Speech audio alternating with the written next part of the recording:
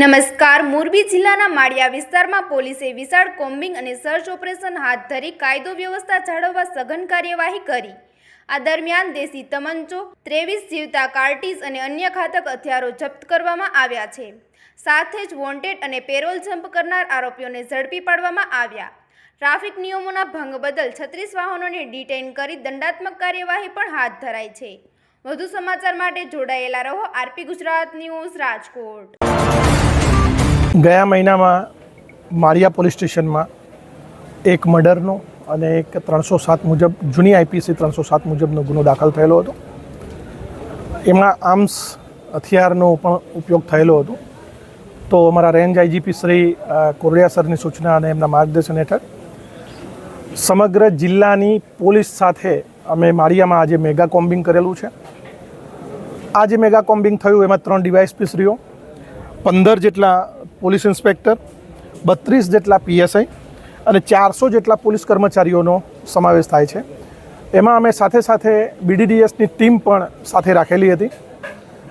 આ mega combing દરમિયાન અમને આપ જોવો છો એ પ્રમાણે એક પેરોલ જમ્પનો આરોપી, 2 નાસ્તા ફરતા આરોપી, લગભગ 36 જેટલા વ્હીકલનો અમે ડિટેન કર્યા છે.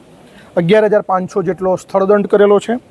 પીજીવીસીએલના 3 ગેરકાયદેસર કનેક્શન પણ અમને પ્રાપ્ત થયા છે. તો પીજીવીસીએલના અધિકારીઓને બોલાવી એમની પણ આગળની કાર્યવાહી અમે કરાવી છે અને લગભગ એમના સર્વે મુજબ 8 લાખ જેટલો દંડ થશે.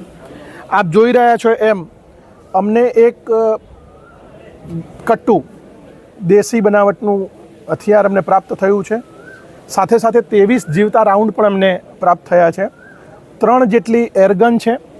બીજા ભાલા, નાના મોટા ચપ્પા, તલવાર, ધોકા અને અન્ય એક સોનાના બિસ્કિટ, ડુપ્લિકેટ સોનાના બિસ્કિટ એટલે એની આગળની પૂછપરછ અમે કરીશું કે આનાથી કોઈ આવી જ રીતે સોનાના બિસ્કિટ કોઈ ગેરકાયદેસર રીતે ચીટિંગ કરેલું છે કે કેમ, તો એ આગળની કાયદેસરની કાર્યવાહી કરવામાં આવશે. અમારી અત્યારે કામગીરી ચાલે છે. આગામી જે તહેવાર આવે છે રથયાત્રા, એ અનુસંધાનમાં પણ અમે ફૂટ પેટ્રોલિંગ કરેલું છે. તો એ આગળની જે કાયદેસરની કાર્યવાહી છે એ અમે ગુનો દાખલ કરીને પછી આપણે જણાવીશું. મારી ધારણા મુજબ આ મેગા કોમ્બિંગ આ પ્રકારે છે. સાથે સાથે બીજા અન્ય 3 ગામમાં પણ અમે 1 પીઆઈ, 2 પીએસઆઈ અને 30 જેટલા પોલીસ કર્મચારીઓ સાથે, અને ત્યાં પણ 3 ગામનું એક સુપરવિઝન ડીવાયએસપી શ્રીએ કરેલું છે. તો ત્યાંથી પણ અમને અલગ અલગ કામગીરી અમે કરેલી છે. ભવિષ્યમાં જે રથયાત્રા આવી રહી છે એના અનુસંધાનમાં પણ અમે ભવિષ્યમાં કામગીરી કરીશું.